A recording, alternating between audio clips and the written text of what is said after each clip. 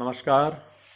CBSE के 12वीं class के म्यूज़िक एग्ज़ाम में 3 ताले हैं, रूपक, झपताल और धमार ताल। रूपक ताल के बारे में हम पहले बता चुके हैं, कैसे बराबर में या दुगुन में या चौगुन में लिखना है। आज हम झपताल के बारे में इस वीडियो में हम समझेंगे।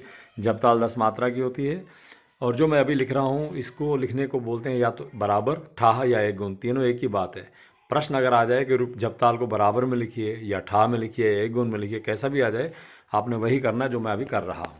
तो इसमें ऊपर लिखा है 10 मात्रा। किसी भी ताल को लिखने के लिए हमेशा एक बॉक्स बनाया जाता है। उस बॉक्स को राइट कॉर्नर से हमेशा खाली छोड़ना चाहिए, जब समय आए तो बंद करना चाहिए। राइट साइड से खाली छोड़ दिया हमने। अब हमने इसको 3 हिस्सों में बांटना होता है। ये 3 हिस्से में चला गया। जो पहला पार्ट होता है, इतना हिस्सा, ये टाइटल के लिए होता है। इसमें मात्रा, इस लाइन में मात्राएं लिखी जाती हैं। इसमें किसी भी ताल के जो लिरिक्स होते हैं अपने अलग अलग होते हैं सभी तालों के, तो वो लिखे जाते हैं। और इस वाले सेक्शन में आपको ताल चिन्ह, यानी कि जो बॉक्स बनेंगे उसके नीचे जो ताल चिन्ह आएंगे वो इस लाइन में आएंगे, तो ये बन जाता है। ऊपर लिखा 10 मात्रा, तो इस मात्रा वाले सेक्शन में 1 से लेकर 10 तक आप काउंटिंग लिखें। 1 2 3 4 5 6 7 8 9 10। हमारा यहाँ पूरा हो गया। अब हम चाहें तो इसको बंद कर सकते हैं। यहाँ से हमने क्लोज कर दिया। अब झपताल में क्या होता है, 2 3 के सेक्शन बने होते हैं, यानी कि टोटल 4 सेक्शन होते हैं इसमें। पहला सेक्शन जो होता है 2 वाला, अगला सेक्शन 3 वाला होता है, 3 4 5।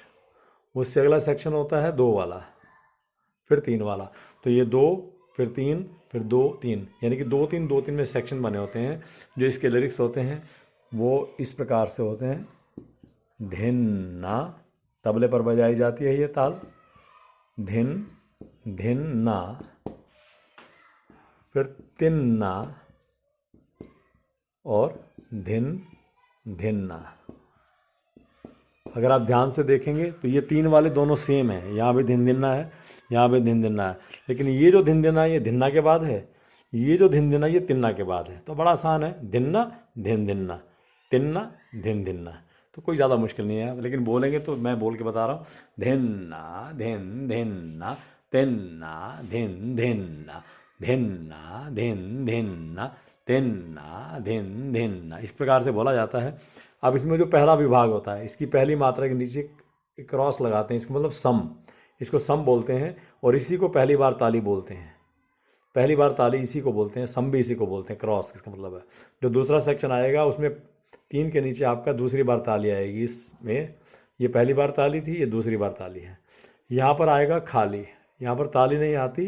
खाली के लिए हमेशा 0 लगाते हैं, खाली के लिए हमेशा 0 लगाते हैं।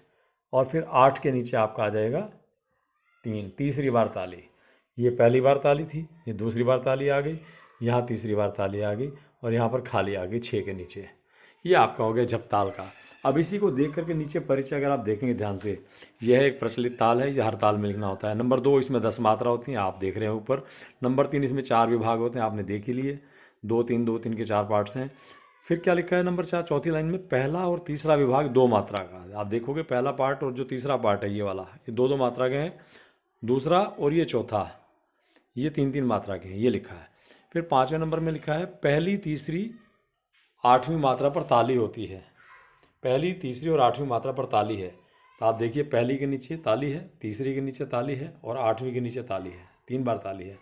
फिर इसमें लिखा है छठी मात्रा पर खाली होता है। तो यहाँ पर 6 के नीचे आप देखेंगे ये 0 लगा है, इसका मतलब यहाँ खाली होता है। तो ये आपका झपताल को बराबर, ठा या एक गुण में कैसे लिखना है, ये प्रश्न का उत्तर हो गया। इसमें से 1 नंबर के क्वेश्चन बहुत सारे बन जाते हैं। कितनी मात्रा की होती है, कितने विभाग होते हैं, तीसरा विभाग कितनी मात्रा का होता है, चौथा विभाग कितनी मात्रा का होता है। इस प्रकार से बहुत सारे क्वेश्चन हैं। ऐसा क्वेश्चन जब भी आए तो आप ताल को एक रफ पेपर पर लिख के देख लेना। ताल को रफ कागज़ पे लिखो और जैसा भी प्रश्न आ जाए उसमें से देख के ही उत्तर देना, अपने मन से मत देना। एक बार लिखी होगी सामने, अभी ये ऐसा सामने आपके लिखा हो, कोई भी प्रश्न आपसे पूछ लिया जाए आप तुरंत बता देंगे बिना देखे। तो इसीलिए कोशिश करना, 1 नंबर का भी ध्यान से करना होता है, हर नंबर की वैल्यू है। Thank you very much.